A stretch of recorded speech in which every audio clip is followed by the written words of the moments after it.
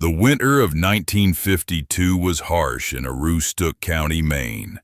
Patrick Haverty, a quiet Irish-American logger with calloused hands and a weathered face lined by wind and work, stood in the back room of a tavern in Houlton with nothing left to lose. He had spent 42 years building something in this unforgiving landscape, a legacy of 200 acres of lakefront timberland that his own father had cleared with his own hands, stone by stone, tree by tree. That land represented everything: security, pride, a future for his children. But on a February night in 1952, Patrick sat down at a poker table with a man named Gus Dallaire, a timber baron with sharp eyes and sharper cards. And by dawn, Patrick's entire inheritance was gone. The game had been rigged from the first hand, though Patrick didn't know it then. 3 men at that table knew Dallaire had brought marked cards, hidden in the lining of his jacket. They watched him deal himself victory after victory, watched Patrick's face darken as he lost parcel after parcel until there was nothing left. 2 of those men were so afraid of Dallaire's reputation that they never spoke of it again. They took the secret to their graves.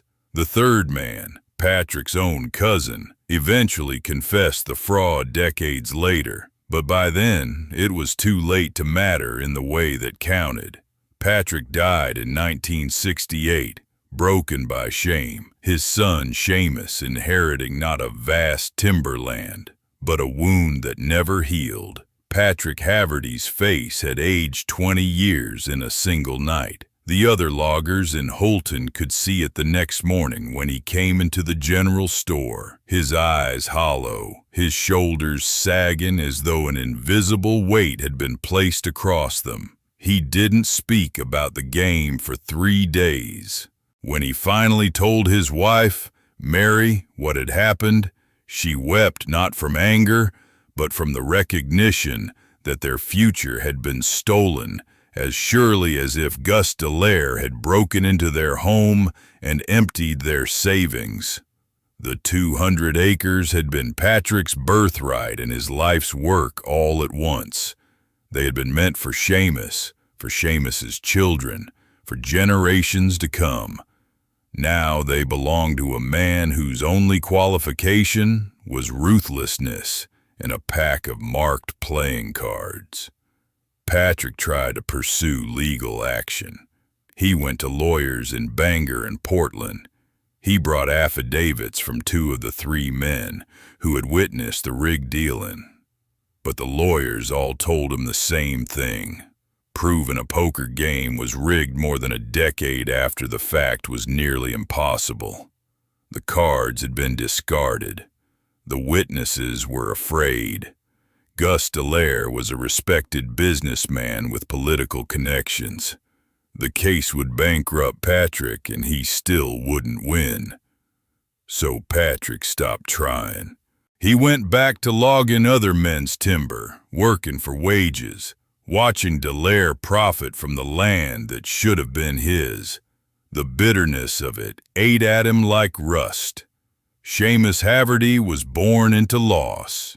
He came into the world in 1934 as the only child of Patrick Haverty and Mary O'Sullivan, and from his earliest memories, he understood that his father carried a sorrow that had nothing to do with love and everything to do with theft. Patrick never spoke of the poker game directly. That wasn't how Irish men of his generation expressed pain. But the loss radiated from him like winter cold. Seamus grew up watching his father stare out toward the lake where the 200 acres should have been, watching him work other men's timber, watching him age into a ghost of the man he should have become. When Seamus turned 16, his father took him aside on a cold October morning and told him the truth about the rigged game, about Gus Dallaire's cheating, about the 3 men who knew and stayed silent. He told Seamus that one day, if Seamus was patient enough and strong enough, he might reclaim what had been stolen. Then Patrick died, and that patient, strong son began a quest that would consume the next 55 years of his life. Seamus would marry twice, first to a woman named Catherine, who gave him 2 daughters but could not understand why her husband spent his free time in courthouse records and old county archives, searching for justice that seemed impossible to find. She left him. Then at 47, Seamus married Nell, a quiet woman from neighboring Presque Isle whose own parents had died and who understood, without needing explanation, what it meant to love a place so completely that you would sacrifice everything to protect it. Seamus inherited his father's obsession along with his heartbreak. By the time he was 18, he had begun visiting the county courthouse in Houlton, searching through deed records and property transfers, trying to understand exactly what his father had lost and whether there was any legal way to reclaim it. He discovered that Gus Dallaire had transferred the 200 acres to a timber corporation registered in Massachusetts, which had then sold them to a New Hampshire holding company, which had then been acquired by a larger conglomerate. The trail of ownership was deliberately obscured by layers of corporate structure, each transfer designed to make the original theft even harder to prove. Seamus took on extra logging work to pay for law school courses taken at night through a correspondence program. He read everything he could find about property law, fraud law, the statutes of limitation for different types of crimes. He befriended archivists and county clerks who could help him locate documents that most people wouldn't even know to look for. He saved money for years to hire a private investigator to trace the marked cards that Dallaire had used. Cards that had been manufactured by a company in Boston that kept records of its customers going back decades. By the time Seamus was 35 years old, he had gathered the first pieces of solid evidence that the poker game had been rigged.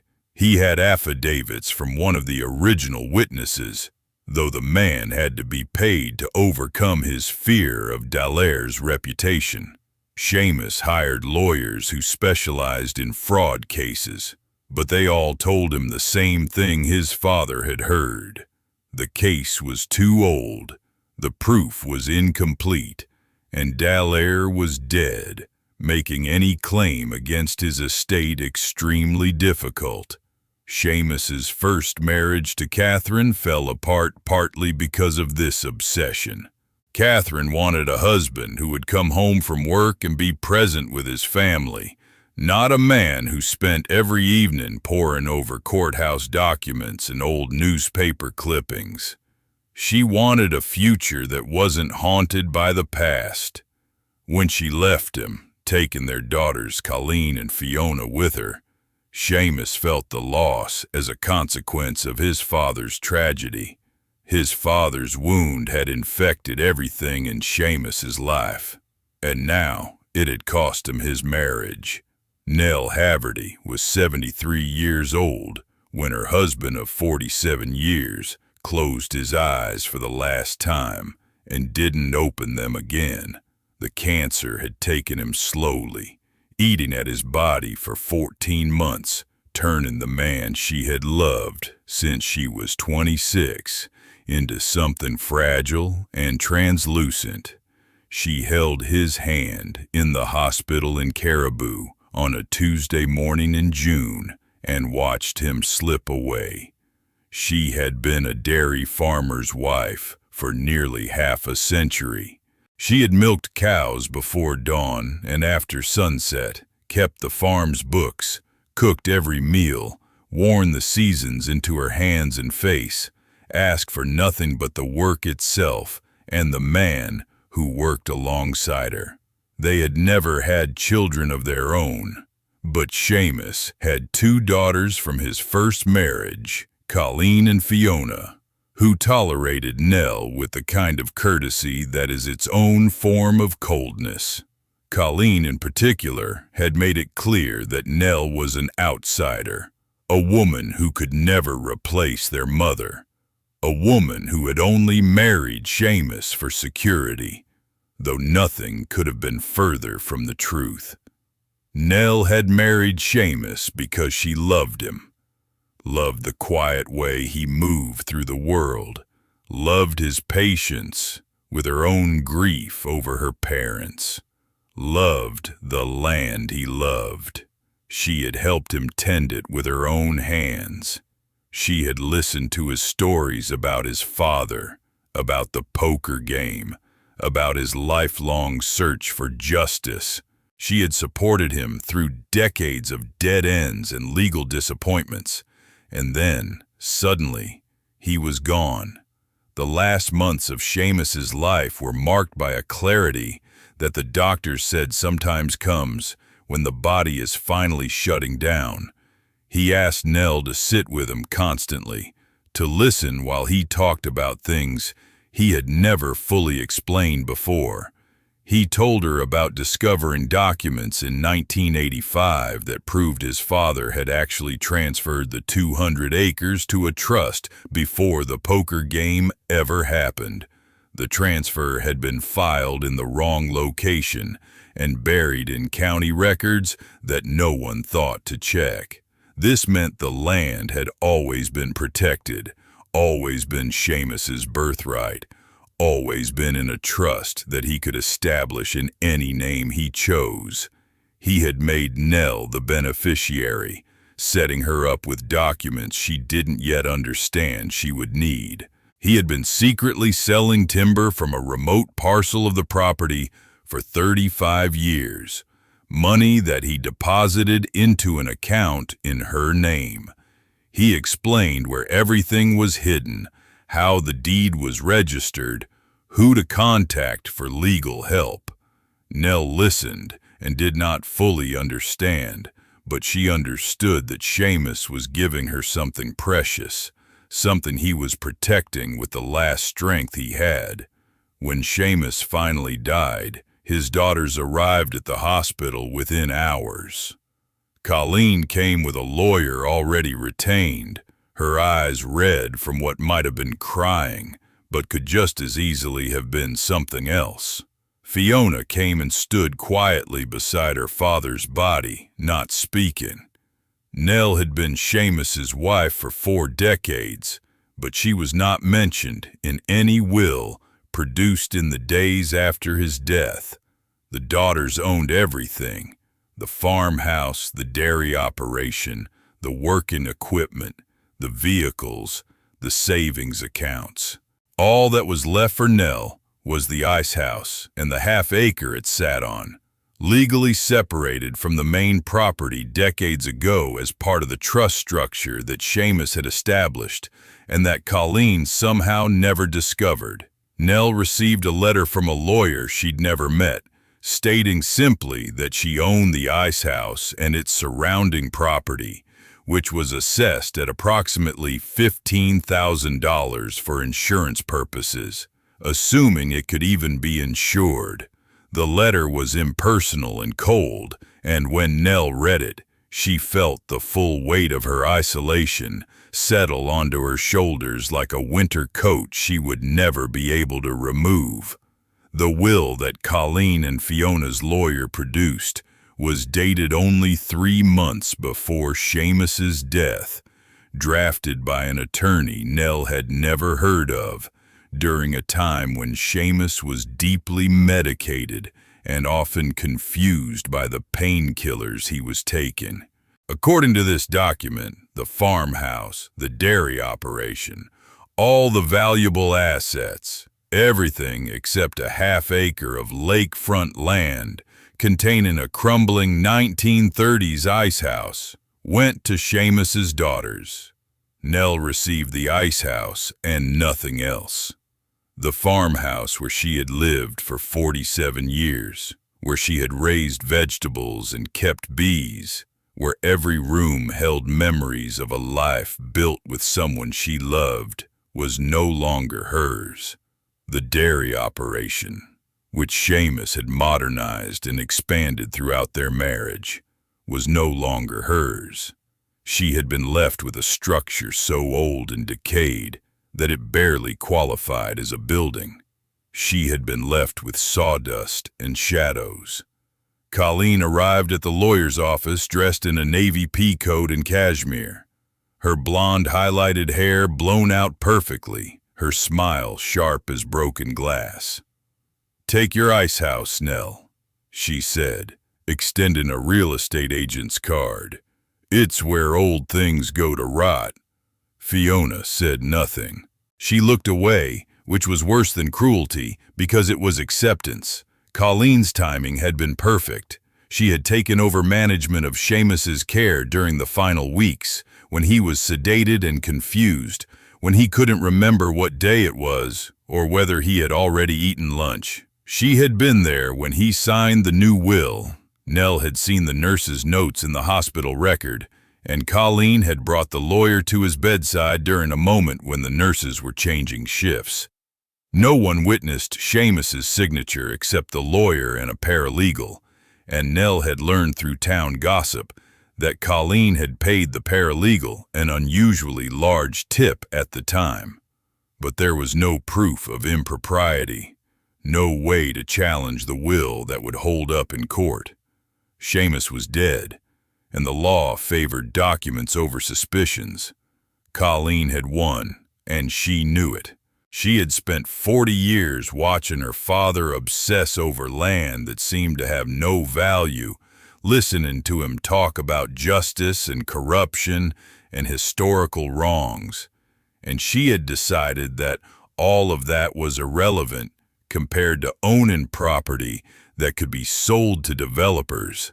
The farmhouse was worth close to $2 million. The dairy operation could be sold intact for another $1 million, or its equipment could be liquidated separately for nearly as much. This was what Colleen cared about. Liquid assets, money in the bank, freedom from her father's obsession.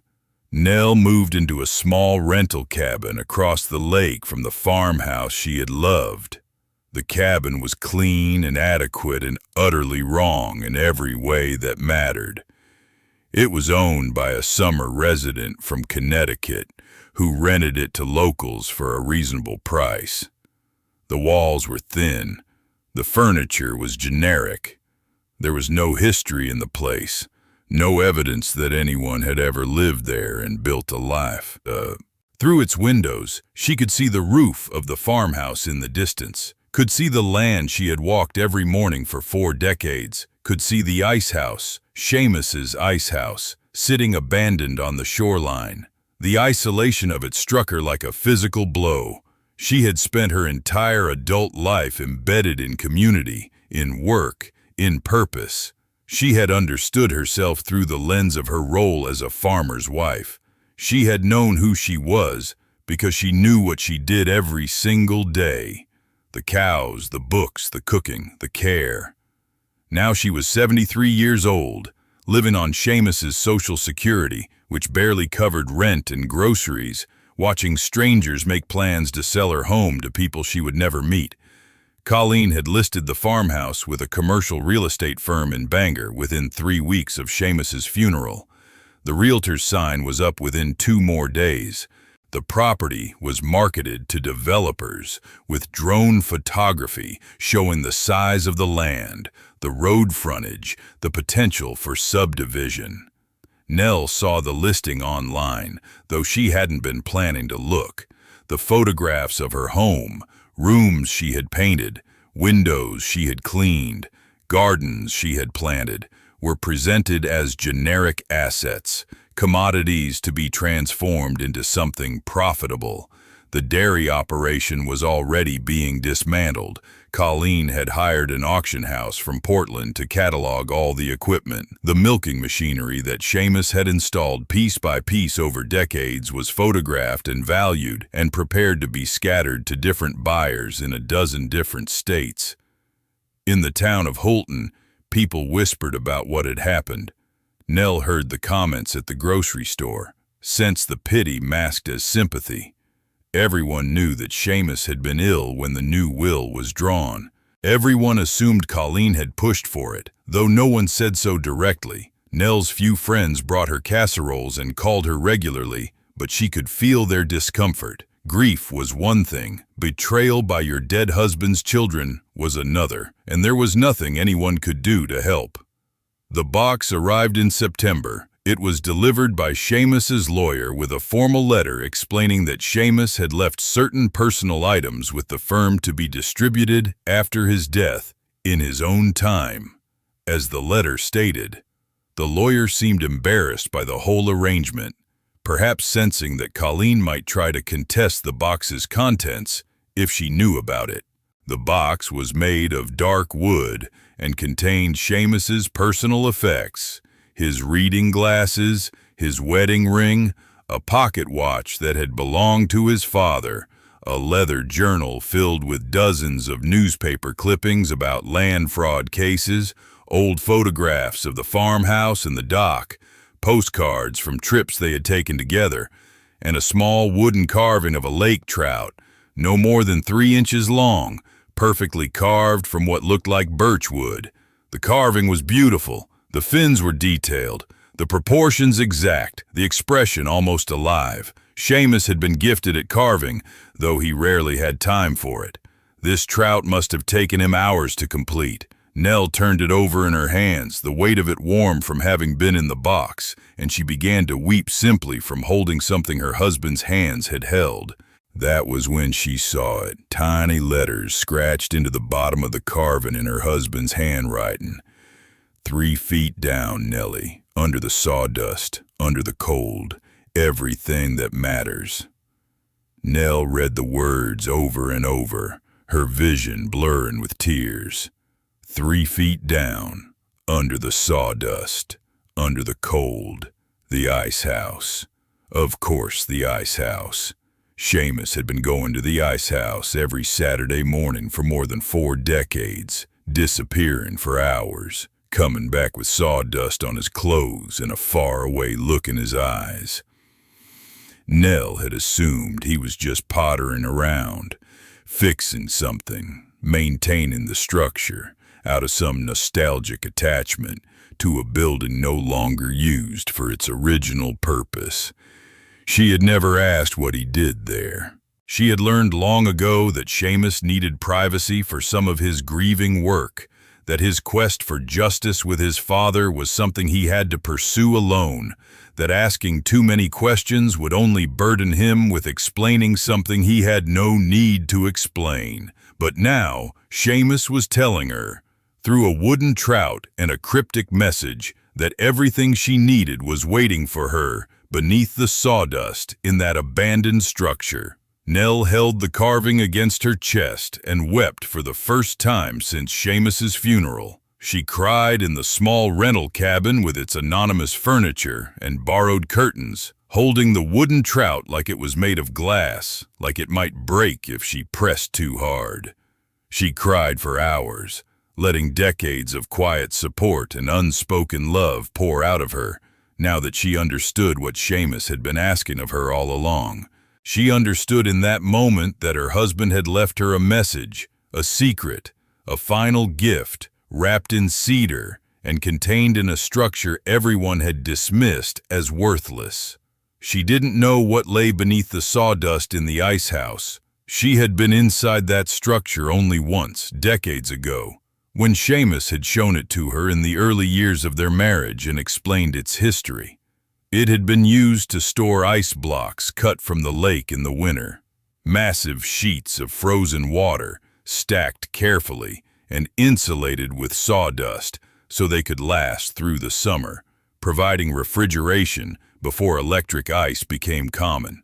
The practice had become obsolete by the 1950s, and the ice house had stood empty ever since, a monument to a technology that was no longer needed. That was the only time she had ever seen the inside of it. After that, Seamus visited it alone on weekend mornings, always bringing a canvas bag with tools, emerging hours later with sawdust in his hair and an expression of deep concentration. She had never asked what he was doing. Some knowledge was not meant for her, not then. She had learned in 47 years of marriage that Seamus carried his grief in private places, that his quest for justice was something only he could understand and pursue. But now, at 73, widowed and betrayed, Nell understood that her husband had been preparing something for her, building something in secret, waiting for a moment when she would have nothing left to lose and everything to discover. The brown leather suitcase with brass clasps had belonged to Nell's mother. It was old and well-traveled, bearing the marks of 1,000 journeys. The leather was rich and dark, the brass clasps bright despite their age because Nell had polished them regularly. She packed the suitcase with her own clothes, a thermos of strong black coffee, a flashlight, a garden trowel, and work gloves. She wore her oatmeal cable knit sweater, the one Seamus had given her for their 40th anniversary, soft from repeated washings and worn thin in places where she held it against her body when she was sad, and her brown lace-up boots, scuffed from years of farm work, but still solid and reliable. She drove the back roads to the ice house at 4:30 in the morning on a Thursday in late September, before the sun had risen, before anyone in town could see her. She needed to be alone for this. She needed to discover what Seamus had hidden without witnesses, without explanation, without anyone else's interpretation of what she found. The roads were empty. The forests on either side were dark shapes against a dark sky, impenetrable masses of Maine wilderness that had probably looked the same 100 years ago. The smell of balsam fir and cold water came through the truck's open window. Nell had spent most of her life in this landscape. She had learned to read it, to understand its moods and seasons, to respect its silence. Now she was driving toward the most important discovery of her life, and the forest seemed to be holding its breath and waiting with her. When she arrived at the ice house, the sky was just beginning to pale at the edges, moving from black to deep blue to a very distant suggestion of gray. Mist rose from the surface of the still lake like the breath of something ancient and patient, something that had been waiting for centuries for exactly this moment to arrive. The lake was so quiet that she could hear the individual calls of loons in the distance, their haunting cries carrying across the water like songs of the dead. The ice house loomed before her in the pre-dawn light, a structure that most people would have dismissed as a ruin, as a monument to obsolescence. But Nell saw it differently now. She saw it as a vault, as a sanctuary, as a place her husband had chosen specifically because no one would think to look there. No one would value what it contained. No one would understand why it mattered. The ice house loomed before her exactly as she remembered it. A squat, weathered structure built of thick, hand-hewn timber, its cedar shake siding gone gray and mossy from decades of Maine weather, its pitched roof sagging slightly under the weight of accumulated snow and rain and wind. The sliding barn door hung on its rusted iron track like a mouth held open in a perpetual sigh, inviting her to enter, to discover, to understand. The wood of the building was solid despite its appearance. Nell could see that the hand-hewn timbers were still strong, the structure still capable of standing for another 100 years if someone cared for it. Around the structure, dense Maine forest pressed close, spruce and birch and balsam fir, all of it dark and still in the pre-dawn light, protective and ancient. The weathered wooden dock extended into the lake nearby, and Nell could hear water lapping gently against its pilings. The sound soft and rhythmic, a heartbeat of the place she had loved for so long. This place, she thought. This place that Colleen had mocked when she told Nell to take your ice house, her voice dripping with contempt. This place that everyone in town assumed was worthless, a ruin that should be torn down and forgotten. This place that Seamus had loved enough to harbor a secret for decades, to visit every Saturday, to protect even after death, by hiding whatever he valued most. Beneath 3 feet of sawdust, Nell pulled the sliding door open. It groaned in protest, the sound deep and painful, as though the structure was crying out after years of disuse. The sound echoed across the water, traveling across the lake, possibly reaching the farmhouse where Colleen was probably sleeping, unaware that the woman she had discarded was standing at the threshold of a discovery that would change everything.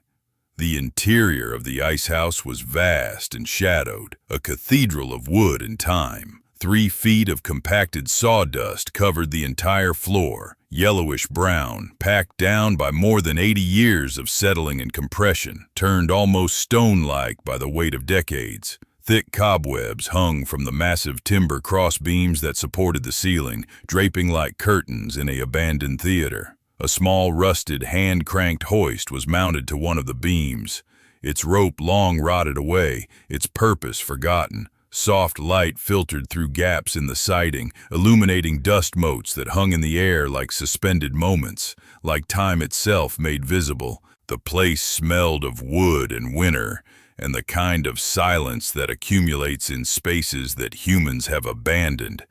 A silence so profound that it seemed to press against her ears. Nell moved slowly into the center of the floor.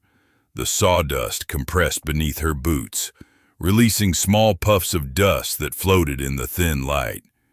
She had brought a garden trowel, and she had brought her own hands. She had brought 47 years of trust in her dead husband. She began to dig. The work was harder than she had anticipated.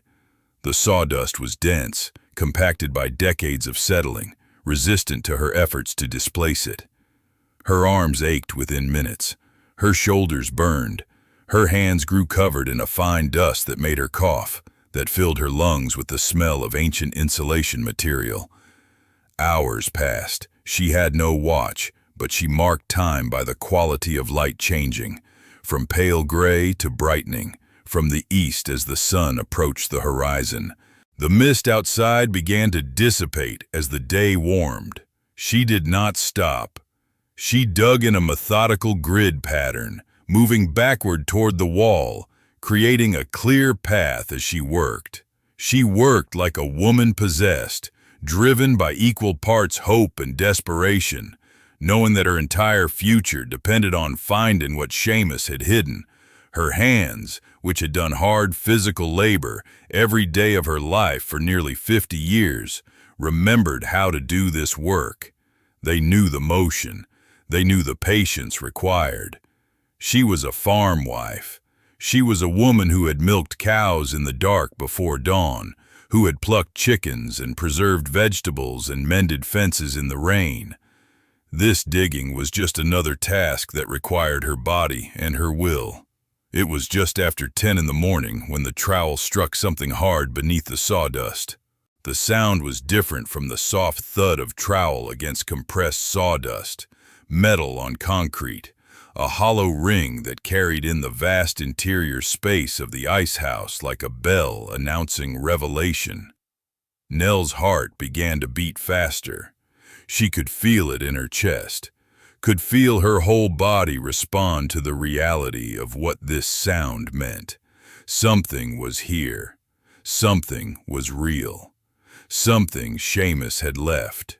She worked more quickly now, scooping away the sawdust with her bare hands, her fingers scraping the surface underneath, her palms blistering, but her determination absolute. Concrete emerged, gray, weathered, solid, indisputable. She cleared an area approximately 3 feet square, working in a frenzy of energy that had replaced the methodical patience of the previous hours. And then she saw it.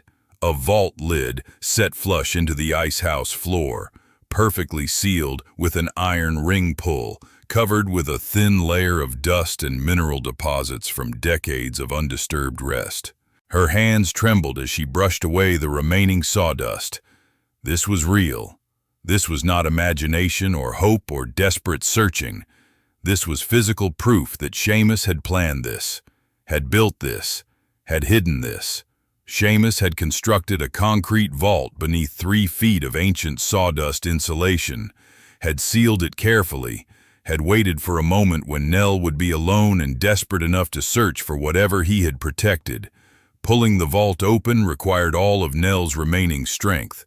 The iron ring was cold and heavy under her fingers, the metal worn smooth from being gripped before. Seamus had tested this, had opened and closed this lid, had prepared it specifically so that Nell would be able to lift it when her time came. The concrete lid weighed perhaps 200 pounds, an enormous weight for a 73-year-old woman whose arms were already exhausted from hours of digging through sawdust. She had to grip the ring with both hands and lean back with her entire body weight, pulling slowly, feeling the ancient seal begin to break with small cracking sounds that echoed in the space. Her shoulders screamed, her back burned with pain, her legs trembled with the effort.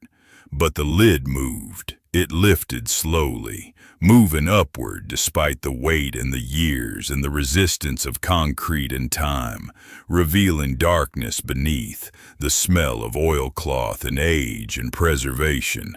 When the lid was fully open, leaning against the interior wall of the vault, Nell sat down on the ground beside the opening and breathed. She had opened it. She was here. She had reached the thing that Seamus had hidden for her. She had to sit for a moment and let her body recover. Let her heart slow from its racing. Let her mind process what was happening. Then she picked up the flashlight she had brought and leaned forward, peering into the vault. She turned it on, and the beam illuminated the interior of the vault, revealing objects wrapped carefully in oilcloth and sealed plastic casings. Her hands shook as she reached down and began to pull them out one by one, setting them carefully on the sawdust beside the vault opening. The first object was heavy, wrapped layers of protective plastic and oilcloth, the kind of careful preservation work that someone would do if they wanted something to last for decades, without decay or damage. Inside the first wrapping was a document, aged paper, official seals, the kind of thing that looked like it came from another era. Inside the vault, wrapped carefully in oilcloth and sealed in heavy plastic casings, lay documents. So many documents, organized carefully, preserved meticulously, waiting decades for Nell to find them. She pulled them out slowly and carefully, and began to examine them in the gray light of the ice house, working by the beam of her flashlight since the interior of the vault was entirely dark. The first was a deed, aged official, bearing the embossed seal of the Aroostook County Land Registry. It was dated March 15, 1952, and it recorded the ownership of 200 acres of lakefront timberland in the name of Patrick Haverty, Seamus's father. The legal description of the property matched precisely what Gus Dallaire had taken in the poker game, the land that had supposedly been lost forever in that rigged card game so many decades ago. But the deed stated something extraordinary, that Patrick had transferred this property to his son, Seamus Haverty, on September 3, 1985, in a properly notarized transfer, witnessed by 2 people whose names Nell did not recognize. This was not a deed that Seamus had ever claimed as part of his official estate.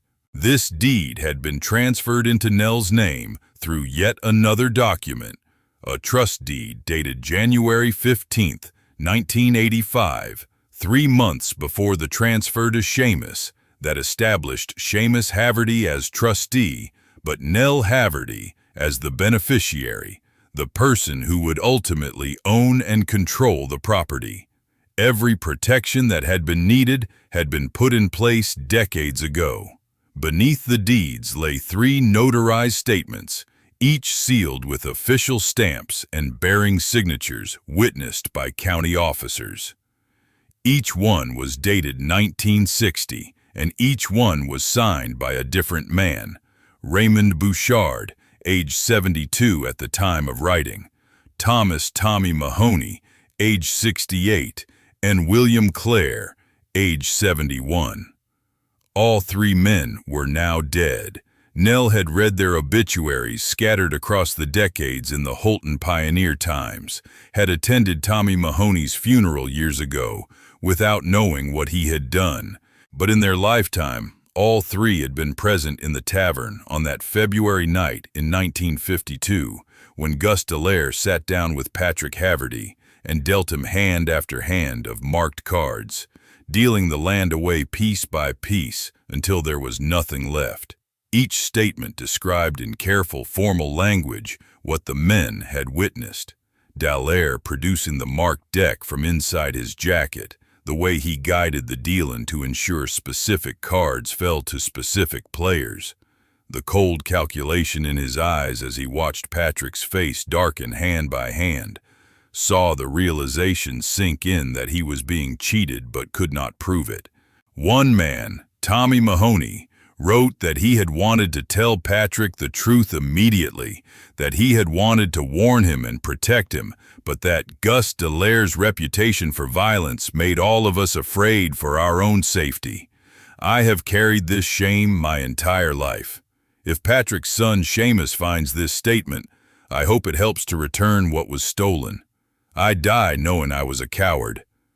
The document was dated 1960, which meant Tommy Mahoney had been carrying that guilt for 8 years when he finally put his fear aside and made his statement official. Beneath the witness statements lay a second set of documents, a trust fund account established by Seamus in 1975 in the name of Nellie Mary Haverty, with Seamus serving as trustee and primary contributor. The account had been fed by careful regular deposits every quarter for 35 years. Seamus had been selling timber from a hidden parcel of the 200 acres, timber that Dallaire had never discovered, that had remained unknown, untouched, preserved precisely for this purpose.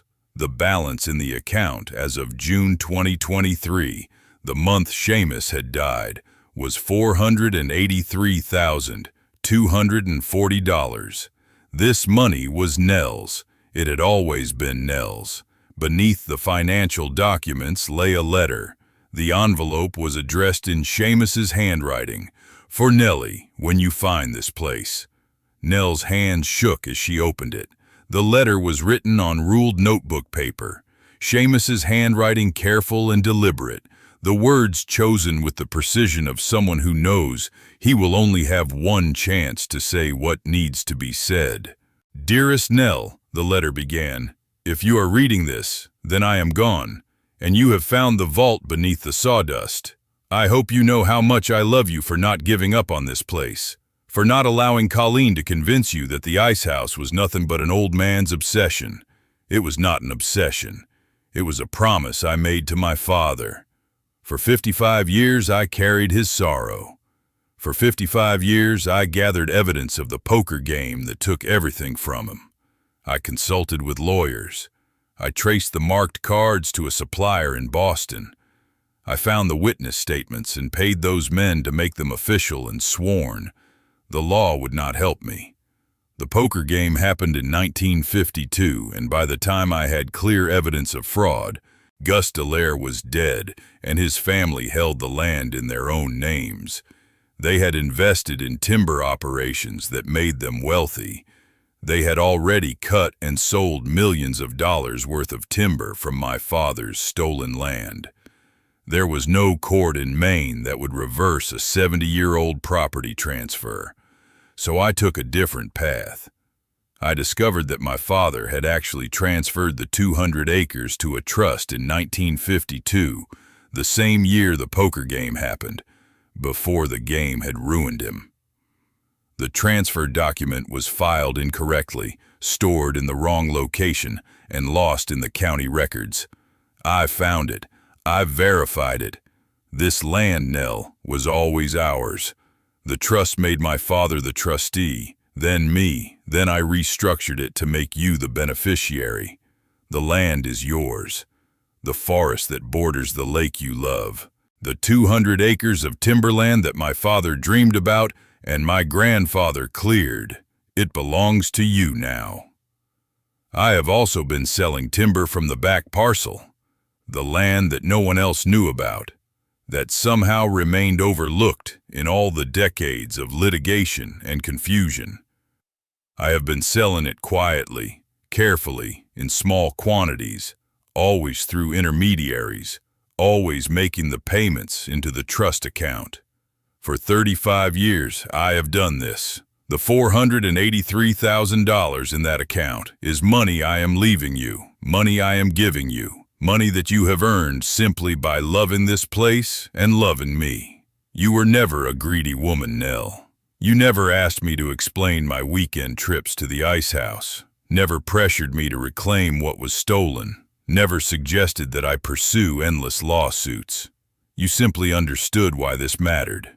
You understood that some things are worth protecting, worth waiting for, worth keeping safe. Colleen would have torn this building apart looking for secrets. She would have sold the land to the highest bidder. But you, my Nell, my quiet wife, my partner through 47 years, you would understand what needs to be done.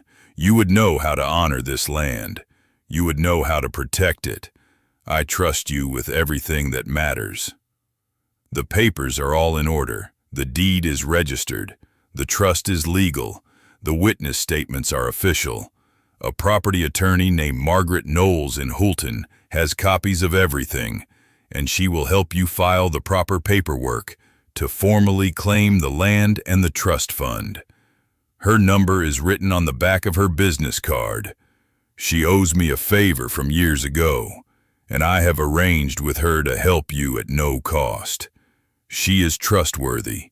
She will protect your interests. When Colleen learns what has happened, she will be angry. She will probably hire lawyers to challenge the deed and the trust. But the legal foundation is solid. My father transferred the land before the poker game happened. I have the original deed.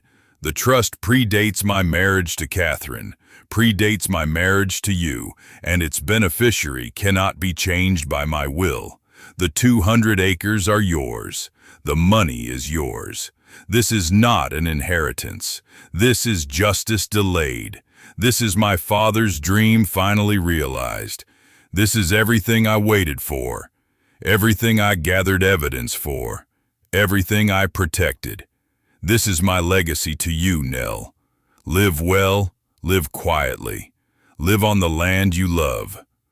Nell read the letter 3 times, sitting on the edge of the concrete vault in the middle of the ice house floor, surrounded by sawdust and shadows and the smell of cedar, surrounded by the physical evidence of Seamus's 55-year quest for justice. Tears streamed down her weathered face, falling onto the pages of the letter, spotted marks appearing on the paper as the story of her life with Seamus was told to her from beyond death. She wept for Seamus, for his patient suffering, for his decades-long quest for justice, for the way he had trusted her with something so precious, for the fact that he had never asked her to help him carry this burden, but had simply carried it alone. She wept for Patrick, who had died in shame and loss, who had never known that his son would spend his entire adult life reclaiming what was stolen, would gather evidence for 55 years, would prepare everything so carefully that nothing could be challenged or disputed. She wept for herself, for the grief of losing Seamus, but also for the overwhelming relief of knowing that she was not powerless, not forgotten, not abandoned to poverty and loss, that Seamus had thought of her, had prepared for her, had made sure that she would have everything she deserved. She held the letter against her chest and sat in the silence of the ice house, in the place where her husband had been building something for her, working quietly, every Saturday morning for more than 40 years, week after week, year after year, for a future that he would not live to see, but that he had always believed she would deserve. The lawyer's office in Holton was cold and institutional, all beige carpeting and corporate furniture. Margaret Knowles was a woman in her 60s with gray hair and sharp eyes, and when Nell walked in with the documents Seamus had left her, Margaret simply nodded, as if she had been expecting this moment for years. "He told me this might happen," Margaret said quietly, pulling out a folder from her filing cabinet. "He told me that if you ever came to see me, you would have proof of everything he'd been gathering. He said to do whatever I needed to do to protect your interests." Margaret studied the documents for 2 hours, making phone calls, cross-referencing records, verifying signatures and seals. When she was finished, she sat back in her chair and said, "Your husband was a remarkable man, Mrs. Haverty. Your husband was methodical. Your husband knew the law. These documents are airtight. The deed is valid. The trust is legal. The witness statements, though they come from men who are now deceased, were properly notarized at the time they were signed. The timber sales records are well documented. You have a claim to 200 acres of lakefront timberland, and you have a trust fund of approximately $483,000. I would not normally say this, but Colleen and Fiona have no legal basis to challenge any of it." When Colleen received notice from Margaret Knowles's office that her late father had transferred 200 acres of property to a trust benefiting Nell Haverty in 1985, and that this trust had been established and legally protected decades before Seamus's death, her reaction was pure fury, barely concealed by a veneer of disbelief. She called Margaret Knowles directly, her voice sharp and controlled, demanding to know how this could be possible. Margaret, unimpressed by Colleen's anger, simply explained the legal facts and hung up. Colleen spent 48 hours making phone calls, trying to find an angle, some way to challenge what was clearly documented and perfectly legal. She hired a law firm in Portland known for aggressive tactics. She claimed that Seamus had been senile when he established the trust, that Nell had coerced him into making her the beneficiary, that the documents were forged or altered. She demanded forensic analysis of the deeds. She claimed that the witness statements had been obtained under duress, that the 3 men had been paid by Seamus to lie. The law firm sent letters demanding independent verification of the deed, the transfer documents, the witness statements. They argued that the trust should be dissolved, that Seamus's entire estate should be reopened, that all assets should be redistributed fairly among his daughters. They sent subpoenas. They demanded depositions.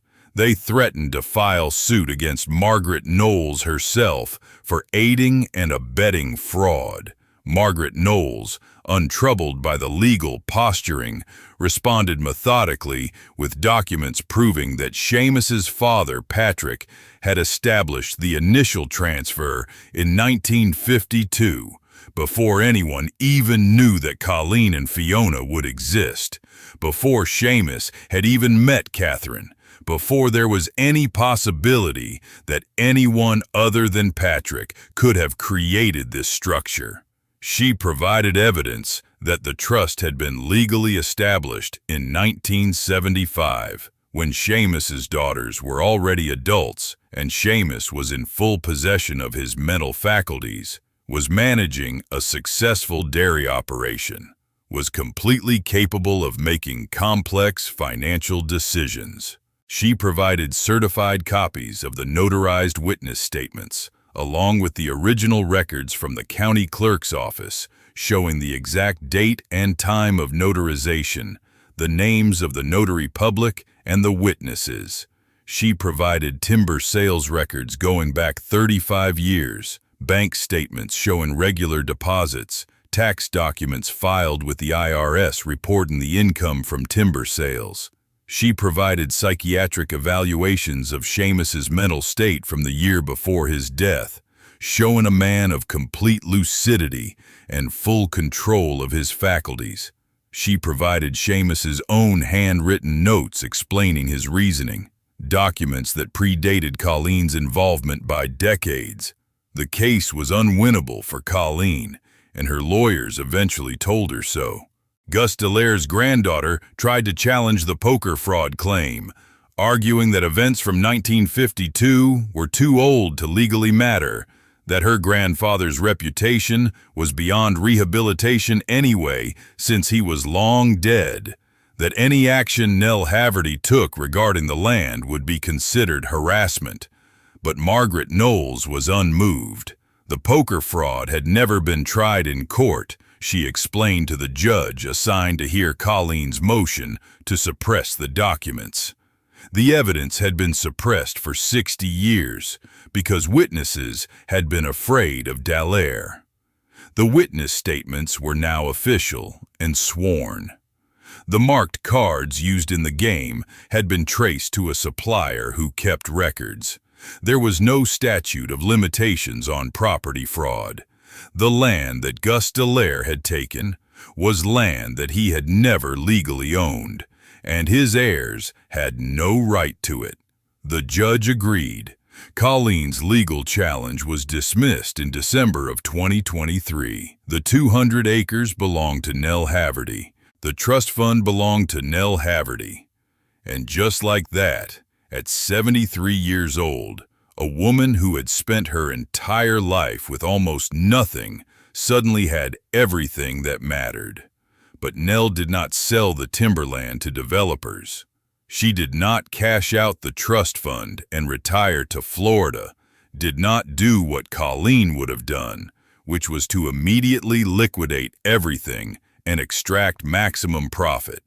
Instead, she used a portion of the money to place the 200 acres into a conservation trust, a permanent legal protection that ensured the forest would never be clear-cut, that the lake would never be dammed, that the land would remain wild and beautiful for generations to come, for people who had not yet been born, but who would one day stand on the same shore and see the same trees and feel the same peace.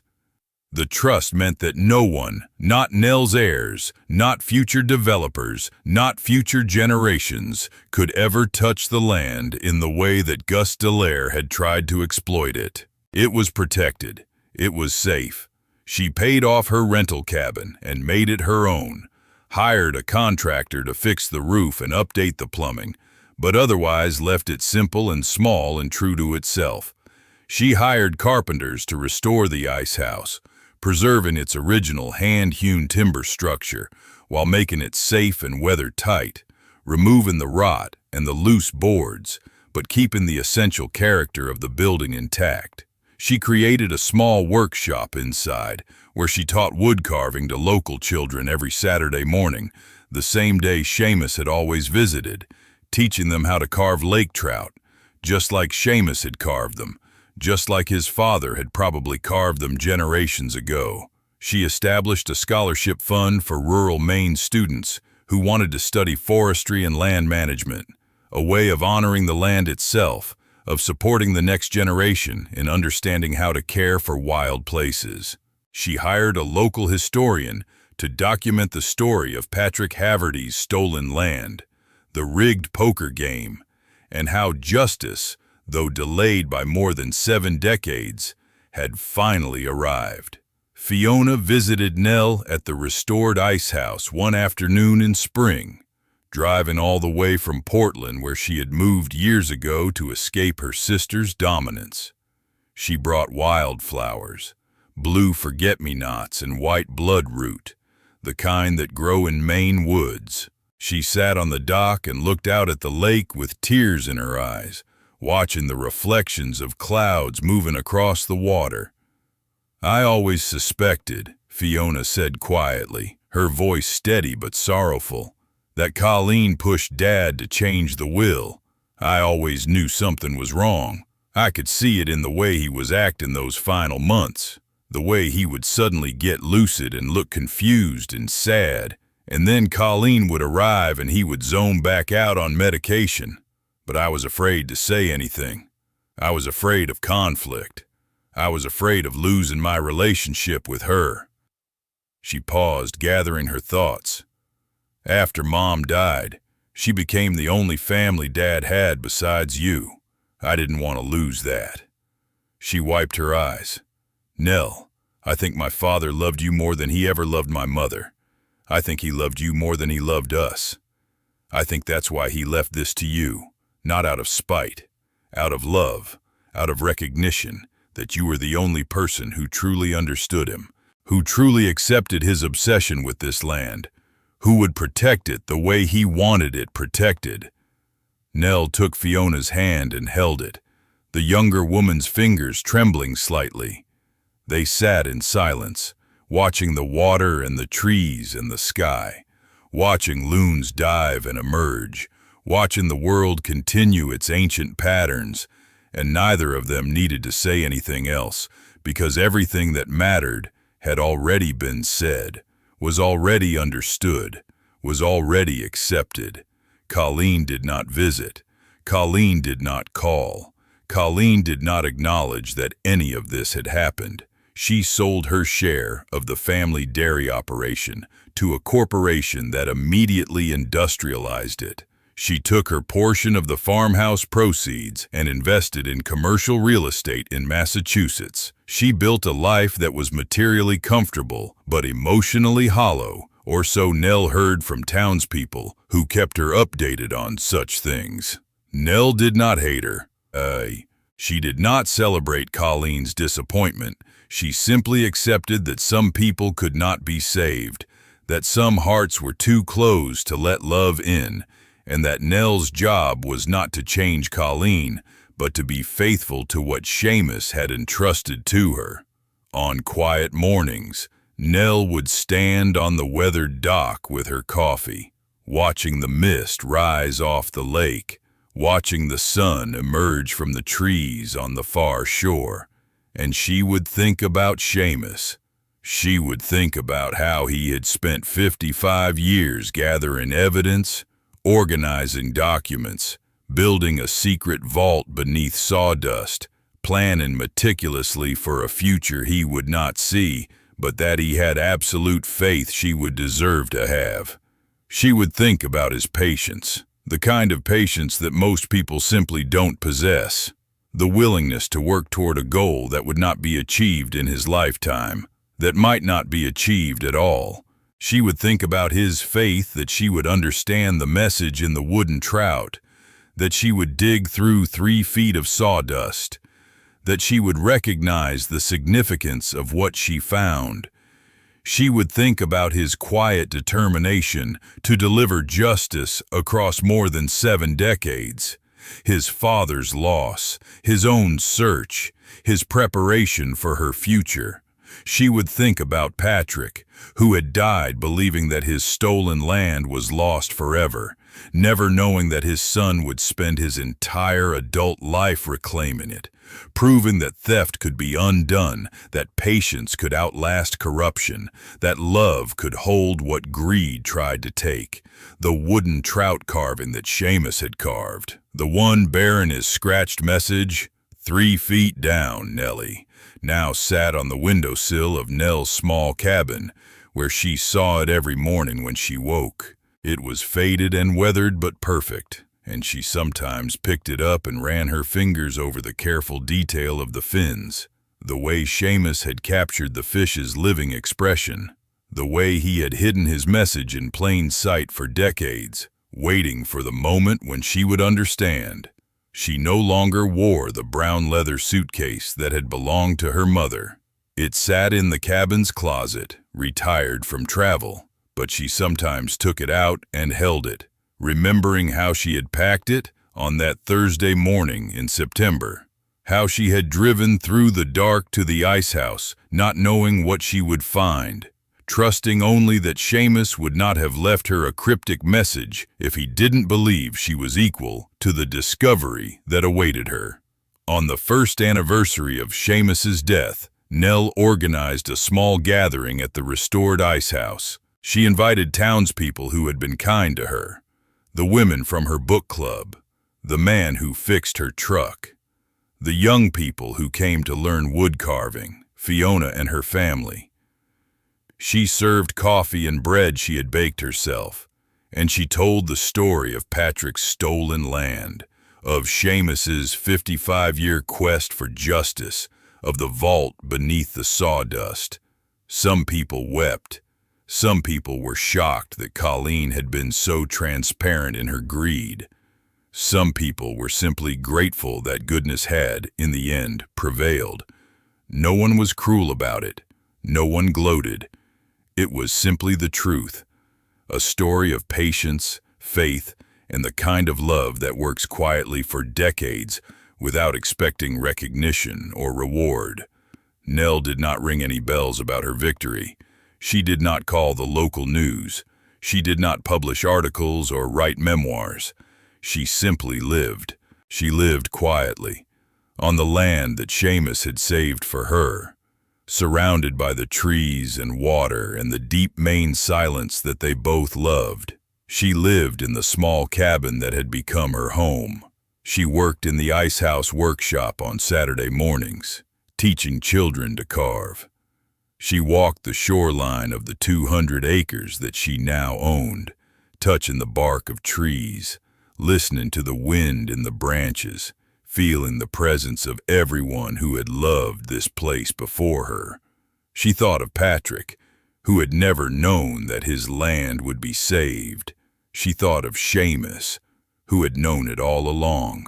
She thought of herself, a woman who had simply refused to give up, who had trusted a cryptic message from a dead man, who had spent an entire day digging through sawdust because love had asked her to do it. On quiet winter mornings, when the lake froze and the ice spread white and silent across the water, Nell would stand on the ice and think about the original purpose of the ice house, how people had once cut blocks of ice from this very lake and stored them beneath sawdust to preserve them through the summer months.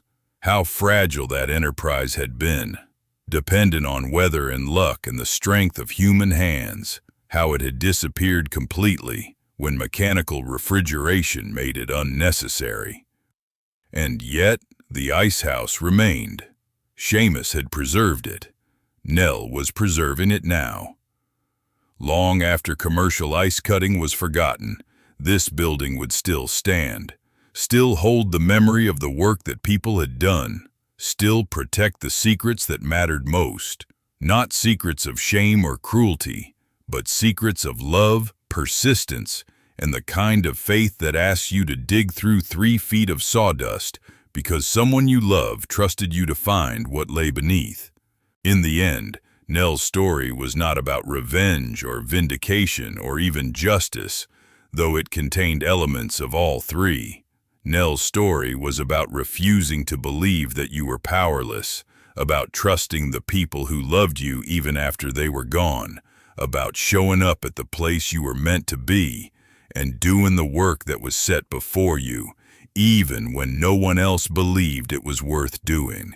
Nell found her husband's vault because she had learned, over 47 years of marriage, how to listen for the message beneath the silence, how to read the unspoken language that exists between 2 people who love each other completely. She found justice for Patrick because she had learned to honor the dead, to respect their memory, to take seriously the stories they left behind, even when the world wanted to dismiss those stories as irrelevant or outdated. She found peace for herself because she had learned that some things are worth digging for, worth waiting for, worth protecting with your whole heart, not for money or recognition or victory, but because they matter in a way that goes deeper than words can express. When Nell stands on the dock now, looking out at the 200 acres she has protected and the lake she has loved for nearly 7 decades, she thinks about all the people who contributed to this moment. Patrick, who cleared the land with his own hands and lost it in a rigged game, but who passed on to his son a determination that would not be defeated. Seamus, who spent 55 years gathering evidence, preparing protection, building a vault beneath sawdust, trusting that his wife would understand and act on his behalf. The 3 men, Raymond Bouchard, Tommy Mahoney, and William Clare, who finally overcome their fear and spoke the truth, who died knowing they had done the right thing. Margaret Knowles, the lawyer who had been waiting decades for the chance to help, and even Colleen, whose greed and impatience had forced Nell to discover the vault faster than she otherwise might have, whose betrayal had motivated Nell to risk everything on a cryptic message in a wooden carving. All of them had played a part in bringing Nell to this place, to this moment, to this peace. And that was everything. That was the entire story. That was how a woman who had been left with nothing but an ice house and a message found herself with everything that mattered: land to protect, work to do, purpose to fulfill, and the deep knowledge that she had been loved, completely, faithfully, eternally, by a man who had spent his life protecting her future. That was justice. That was love. That was the last chapter of a story that would continue on in the forest and the water and the hearts of everyone who loved this place forever.